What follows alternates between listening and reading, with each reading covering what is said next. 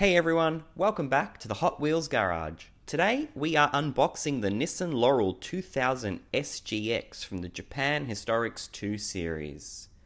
It's a really cool looking car, and the artwork again on this card, it's almost perfect. It looks really cool. They've done a great job.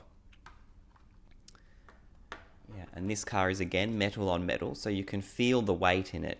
Get some quality. Alright, let's rip straight into it. This car looks exactly like the actual model they released. It's a second generation car. I would have liked to have seen the mirrors on the hood like the actual production car. That would have been pretty cool. But they've got the colours right and the body kit looks right. So overall, pretty cool car. And you know, they've gone to the trouble with the decals on the front and the tail lights as well. And again with the real rider tyres. So it's a pretty cool car. Alright.